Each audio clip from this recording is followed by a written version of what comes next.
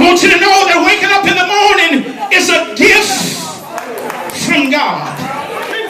And when you wake up in the morning, you ought to take some time to tell the Lord. As a matter of fact, when you pray in the morning, you ought not pray without telling him. And before you close your prayer, you ought not close the prayer and not tell the Lord.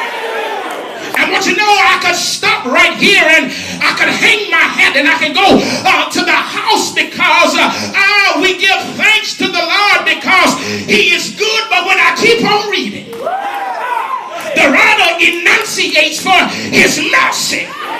Oh, good God Almighty. His mercy, which is his unfailing and steadfast love, endurance. Can I tell you, I ain't come to see you this morning. I ain't come to get in your Kool-Aid this morning. I came to worship him for his mercy over me. Baby, I'll shout over you. I'll dance over you. I'll preach over you. I'll pray over you. Because when I think of how good he's been to me, I don't care how much you roll your eyes. I don't care how much you shut your mouth. He's been good to me. Mercy. It's his mercy. And I don't care how much you look at me all funny. I ain't come here to see you. I came to worship him. And when I see his mercy, no, that's all. It really don't matter too much of us because let me unpack the mercy of God. I'm getting ready to go. Let me unpack the mercy. The mercy of God. The reason why I shout over your attitude, because the mercy of God says that God is faithful to his promise and maintains his relationship with me in spite of my unworthiness and unfaithfulness. And you think I'm going to sit in here and let somebody get between me and God, and you ain't wake me up, and you don't put food on my table, and you don't put roof over my head, and I serve a God that keeps on blessing me in spite of my unfaithfulness, in spite of my unworthiness, in spite of not crossing every T and dotting every I, and the mercy of God is hovering over me. He's faithful to his promise and don't even see me. He's faithful to his covenant, and his faithfulness is not predicated on my faithfulness. That's enough to shout about the mercy of God. God keeps his promises. He keeps his covenant relationship with us, even though we are torn from the floor. I said that's enough to shout about. God persistently puts some with disobedient and wayward people and continues to seek them out to draw them back to him. That's a faithful God. Because of God's mercy. Read text. When you comprehend the mercy of God, after you've done that, text says, let the redeemed of the Lord say so. Those that have been washed by the blood of the Lamb should have no problem witnessing to the grace of God. For those who know God, for those who are intimate with God, who knows how to praise him, who knows how to thank him better than the redeemed. Good God Almighty, I feel like preaching here. I said the redeemed has been brought with a price. And the redeemed has been given life and not death. I said, who knows how to praise him better than the redeemed? Who knows how to shabak him better than the redeemed? Who knows how to lift him up better than the redeemed?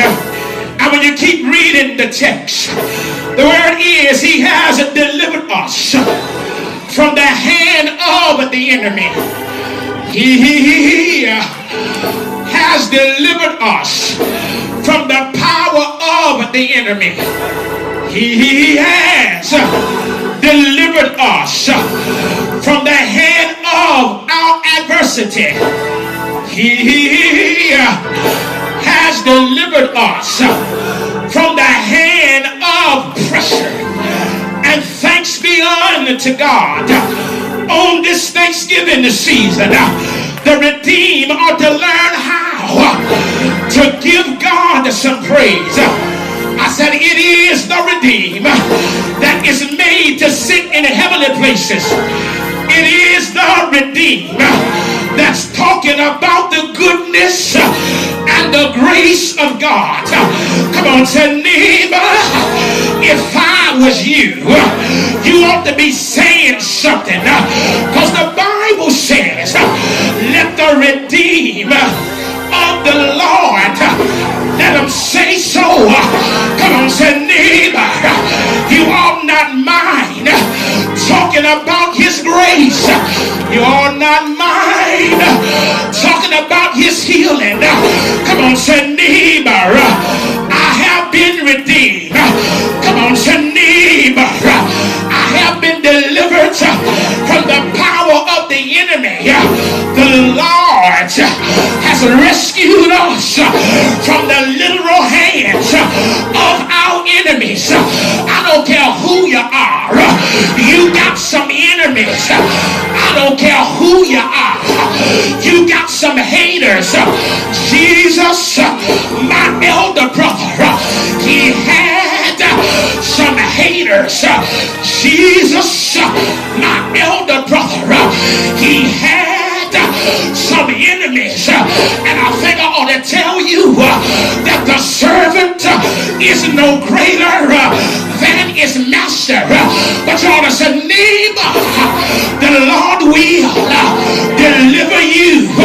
Come on, say, neighbor, the Lord will rescue you. I'm getting ready to get out of here. But you ought to say, neighbor, the Lord will, he'll keep you. The Lord will set your feet like hinds feet. The Lord will be your battle axe. Come on, say, neighbor, it's the Lord's mercies that will not consume. Come on, say, neighbor, I'm getting ready to move now. I give thanks because the Lord is in the gathering business. It's the Lord that's in the suffering business. He gathers them from the north. He gathers them from the south. He gathers them from the west. He gathers them from the east. And not only will he separate you, but he'll feed you. He'll lead you. He'll provide for you. He'll answer your every call. I give him thanks. I'm really getting out of here. I give him thanks because Psalm 107 verse number 20, he sent his word and healed them. Come on, say, neighbor, he'll heal you with his voice. Oh, shucks, y'all missed me. Come on, say, neighbor, he sent his word and his word healed them. Come on, say, neighbor, his voice will heal you. His voice will deliver you. His voice will save you. Just two people say, neighbor, he'll save you.